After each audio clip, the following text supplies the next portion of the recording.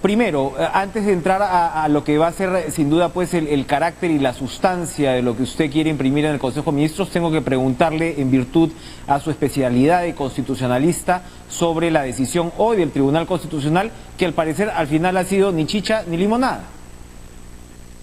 Bueno, muchas gracias por la pregunta, porque hemos tenido la oportunidad de conversarlo en una reunión de trabajo con los ministros, con el presidente, y debo decirles que consideramos que se ha perdido una oportunidad. Creo que en general el país, desde el Ejecutivo, desde todos los poderes públicos, creo que había mucha expectativa de poder contar con una sentencia que nos brindara luces sobre los alcances de esta famosa causal de permanente incapacidad moral para vacar a un presidente. Como todas y todos sabemos, los efectos de esta sentencia son a futuros, entonces en realidad el Ejecutivo tenía mucha expectativa pensando en la, vamos a decir, la prevención de situaciones como las que hemos vivido recientemente, donde precisamente esta causal ha sido objeto de tanto debate y de tantas interpretaciones. Una lástima realmente, pero bueno, ha sido la decisión del tribunal y como toda decisión tiene que respetarse. Así es, y bueno, esperemos que de alguna manera esto también se vaya delineando hacia futuro, porque efectivamente esta causal por incapacidad moral permanente permanece lamentablemente como una suerte de bomba de tiempo. Yo quería preguntarle un poco antes de entrar en la materia del gobierno sobre su trayectoria. La conocemos por supuesto como abogada constitucionalista relacionada con temas de género, pero revisando su hoja de vida, además de haber sido viceministra de la Mujer, usted pasó como jefa de gabinete de la presidencia del Consejo de Ministros, lo cual es un dato muy interesante porque nos da cuenta que usted conoció el monstruo desde dentro. La presidencia del Consejo de Ministros es una cartera muy compleja, precisamente por su carácter de coordinación y por darle pues coherencia a un gobierno. ¿Cómo fue esa experiencia en ese momento? Muchas gracias por la pregunta, porque me permite también reconocer que tuve la oportunidad de ser jefa del gabinete de asesoras de la presidenta, de la primera presidenta del Consejo de Ministros, la doctora Beatriz Merino, con quien, bueno, tuvimos una experiencia muy interesante porque también era la primera vez que una mujer llegaba a tan alta posición de coordinar a todos los ministros, y entonces la PCM no era tan grande como lo es hoy. La PCM tenía 3 secretarías, ahora tiene 8 secretarías, es más grande, y bueno, lo interesante también es que, bueno, el país también ha crecido, ¿no? Yo esa experiencia la tuve en el año 2003, pero me permitió conocer sobre todo en esa oportunidad el trabajo tan importante que tiene que hacer la presidencia del Consejo de Ministros por articular con los gobiernos regionales, con los gobiernos locales, porque no podemos olvidar, no podemos cerrar los ojos de que vivimos en un país, vamos a decir, estructuralmente centralista.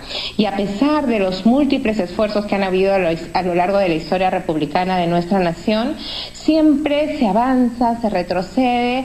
Sin embargo, yo diría que en los últimos años, ¿no?, desde el inicio del último proceso de descentralización, con sus idas y vueltas, con sus subidas y sus bajadas, hay avances, ¿no? Y la pandemia nos ha demostrado que hay muchos gobiernos regionales y gobiernos locales que se la han jugado por su ciudadanía con las limitaciones, reitero, que existen, que no solo son responsabilidad de los gobiernos actuales, son responsabilidad estructural, ¿no? De cómo hemos ido construyendo esta arquitectura institucional en el Perú. Por eso es que cuando el presidente Sagasti me invitó a poder liderar o coordinar el Consejo de Ministros, ¿no? Definitivamente no lo dudé, porque después de tener esa experiencia en la presidencia del Consejo de Ministros, estuve trabajando en un proyecto de la cooperación internacional, el proyecto Pro Descentralización de USAID, durante casi 13 años, con gobiernos regionales, apoyamos en la creación de la Asamblea Nacional de Gobiernos Regionales con asistencia técnica, y durante todos todos estos años también estuve vinculada con la presidencia del Consejo de Ministros, pero a través de la cooperación internacional. De hecho, en ese proyecto apoyamos en la creación, por ejemplo, con asistencia técnica de la Oficina Nacional de Conflictos Sociales, se llamaba en ese momento, ¿no? Y bueno, entonces nunca me he desvinculado. De algún modo siempre he tenido una conexión, bueno, siempre con el aparato público, pero en particular con la presidencia del Consejo de Ministros. Ahora, pero interesante porque nos enteramos de un aspecto más de usted, que es, obviamente, usted es una descentralista. Y ahora mismo hay quienes cuestionan precisamente los alcances de ese proceso de descentralización. Los escándalos de corrupción, los presupuestos no ejecutados, ¿no? Es decir, hay también una alerta por parte de un sector, ¿no?, de especialistas que dicen, oye, avanzamos mal. Esto hay que de alguna manera, si no recentralizar, las políticas transversales tienen que recuperar una presencia. ¿Cuál es su posición al respecto, tomando en cuenta obviamente que ahora mismo pues los gobiernos regionales tienen que jugar un papel para precisamente reactivar la economía, ¿no? Definitivamente, y yo creo que, como le decía, la centralización es algo estructural en nuestro país. Cuesta descentralizar, porque descentralizar es transferir no solamente recursos y poder. Y recursos, poder, van con responsabilidades.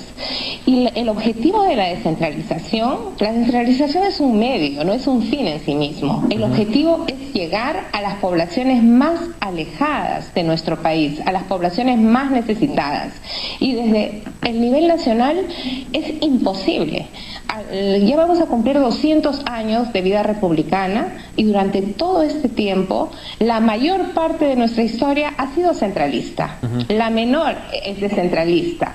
Entonces me parece que a veces también cuando analizamos, ¿no?, por ejemplo, el problema de la corrupción. El problema de la corrupción ha existido lamentablemente también a lo largo de nuestra vida republicana. Y con la descentralización, lamentablemente también se descentralizó parte de esa corrupción.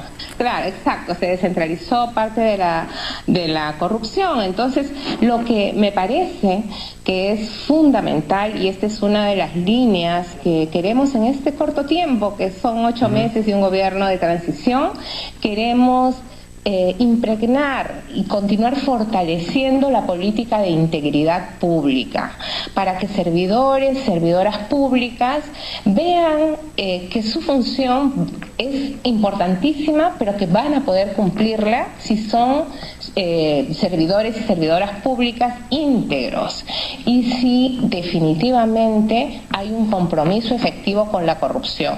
Y por supuesto que si se da el caso, la corrupción tiene que sancionarse, como de hecho se está haciendo en tantos casos públicos que conocemos, ¿no? Pero es un problema, reitero, estructural que requiere lamentablemente de todavía plazos ojalá medianos para poder encontrar soluciones. Pero definitivamente considero que este país requiere de gobiernos descentralizados para poder llegar a las poblaciones más alejadas y que más lo necesitan.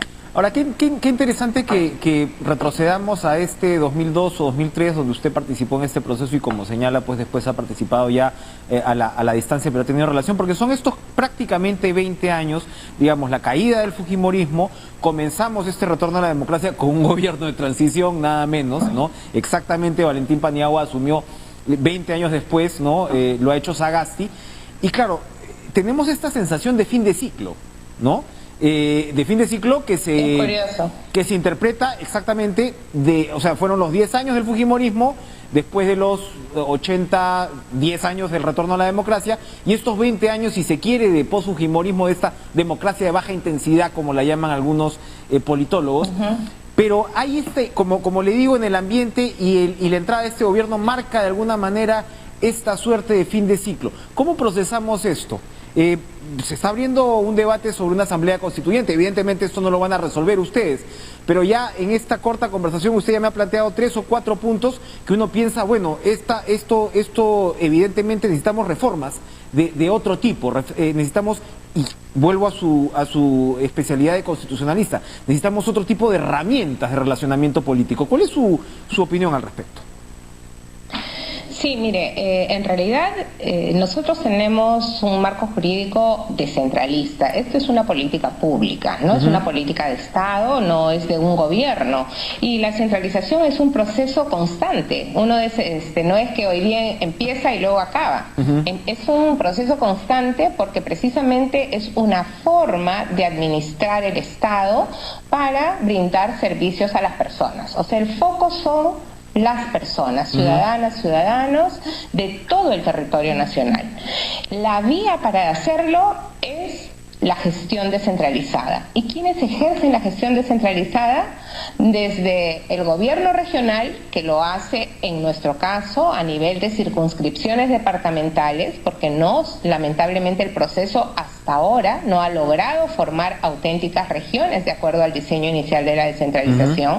Trabajamos con gobiernos regionales sobre circunscripciones departamentales, pero luego viene la escala municipal, provincial, local, pero también hay municipios de centros poblados, hay comunidades, o sea, uno va llegando, o sea, uno se va introduciendo en el territorio nacional y va encontrando pues unidades cada vez más pequeñas, y a más pequeña la unidad hay una vinculación con los servicios más limitados.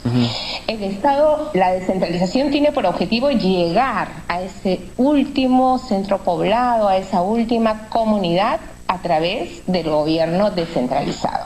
Porque imagínense de qué tamaño tendría que ser el gobierno nacional para llegar, y los costos que estén viajando de Lima para llegar, no sé, imagínense a Condorcanqui. Yo he trabajado también en la zona de Amazonas, y para llegar a Condorcanqui ahora felizmente hay un vuelo a Jaén, pero de ahí hay que ir por tierra, o ir por Tarapoto, o ir por Chiclayo. Entonces tenemos también un territorio muy difícil de llegar, ¿no? Entonces, por una cuestión, vamos a decir, primero, del conocimiento de las necesidades del territorio, porque una autoridad local que reside allí, que vive allí, sabe cuáles son sus necesidades. No son las mismas las necesidades de las poblaciones rurales que las poblaciones nativas de la Amazonía o indígenas de la Amazonía, que del sector urbano.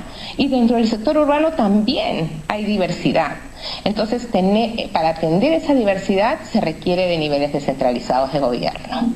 Esto más, yo diría, más que cambios en las normas, lo que desde mi punto de vista se requiere es que las normas se apliquen, que operen las normas, porque a veces creemos que con una norma cambiamos la realidad, y eso no es así. Cambiamos la realidad cuando esa norma tiene vigencia y un impacto en la vida de la gente. Si no tiene un impacto en la vida de las personas, no hemos cambiado mucho.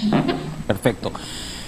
Vamos a ir a una pausa, pero usted, como todo presidente o presidenta del Consejo de Ministros, tiene una pizarra en su despacho, ¿no?, donde apunta sus prioridades. ¿Nos va a contar, por favor, cuáles son las principales para esta gestión luego de la pausa? Primera ministra Violeta Bermúdez, ayer, ¿no?, se reportaron 892 contagios y 85 fallecidos por COVID. Hoy, entre comillas, afortunadamente son 777 contagios apenas, y solo, otra vez entre comillas, porque siempre hay que lamentarlo, 44 fallecidos. Esta tendencia, sin duda pues optimista, contrasta con lo que está ocurriendo en otros puntos del globo.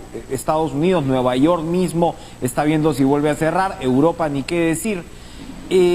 ¿Cómo se ven las perspectivas? Usted, por supuesto, ya tiene que haber conversado con Pilar Macetti, que ha retornado al Ministerio de Salud. ¿Y cuál va a ser el énfasis que le pondrá el actual gobierno a la lucha contra la pandemia?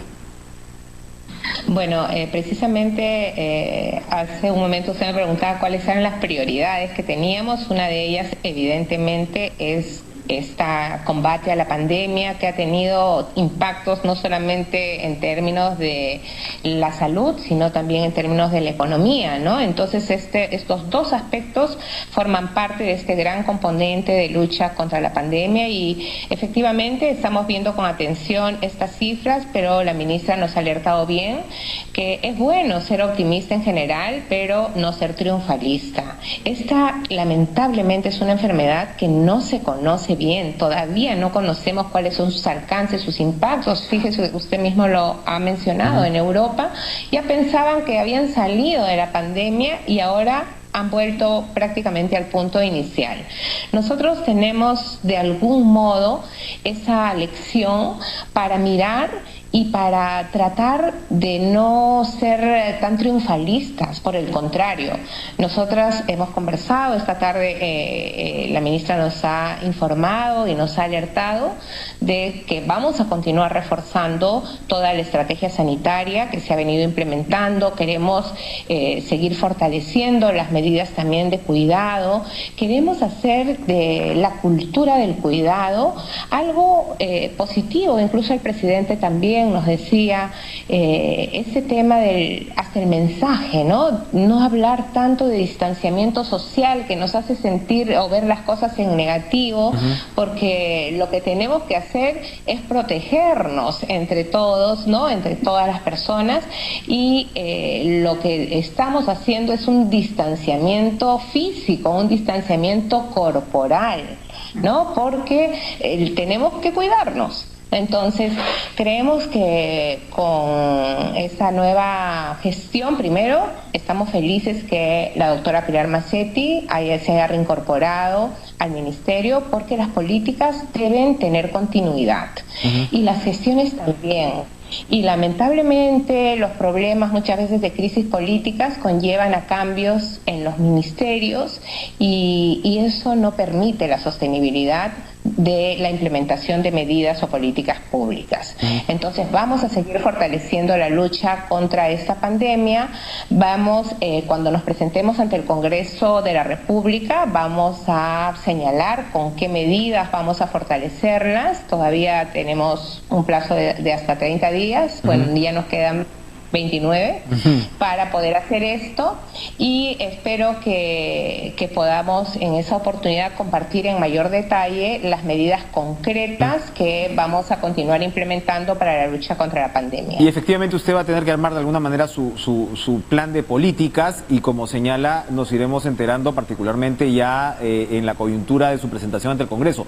Pero para terminar, sí quería preguntarle algo en lo que usted debe tener una ambición personal, lógica, debido pues a su trayectoria y a lo que es de alguna manera pues un clamor en el país, que es el de la brecha de género.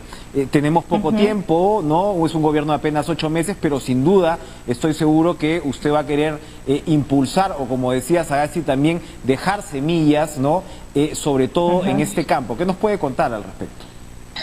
Bueno, sí, y nosotros queremos dejar más que semillas algunos hechos concretos. El primero, el presidente de la República ha tenido en realidad la visión de nombrar un gabinete paritario. Somos casi un número similar de hombres y mujeres.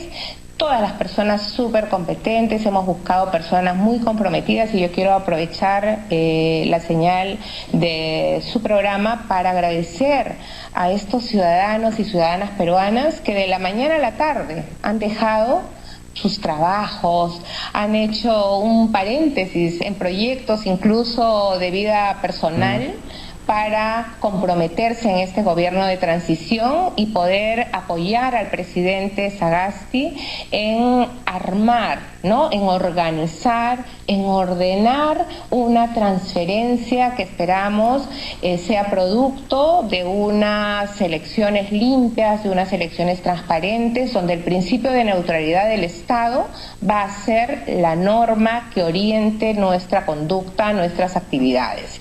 Entonces, tenemos un Consejo de Ministros comprometido, altamente profesional, y la mejor voluntad de trabajar en conjunto con los niveles regionales, locales y, por supuesto, con la participación de la ciudadanía.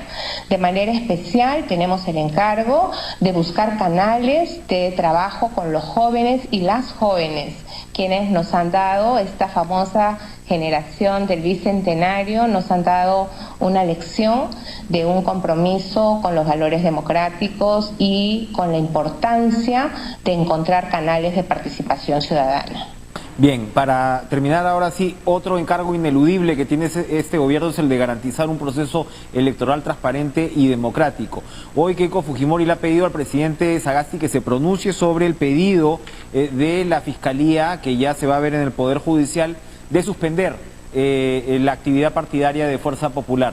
¿Va a responder el presidente Sagasti o en todo caso, desde su punto de vista, qué nos puede decir? Bueno, como usted bien ha señalado, este tema está judicializado, está en el Ministerio Público, en el Poder Judicial. El presidente Sagasti y el Ejecutivo en general somos respetuosos de las competencias de cada uno de los poderes públicos. Mal haríamos en intervenir en algo que está fuera de nuestro ámbito de acción. Entonces, esperamos nada más que el partido político que menciona solucione este problema en las instancias donde precisamente está siendo objeto de cuestionamiento o de investigación conforme se ha señalado. Perfecto. Violeta Bermúdez, gracias por esta primera conversación. Suerte, por supuesto, en su gestión como presidenta del Consejo de Ministros en una situación tan dramática para el país, pero de todas maneras pues que se ha abierto una ventana de perspectiva, de esperanza y de optimismo, como tiene que ser, sobre todo pues en situaciones como esta y de cara al Bicentenario, porque el país se lo merece. Gracias por estar con nosotros.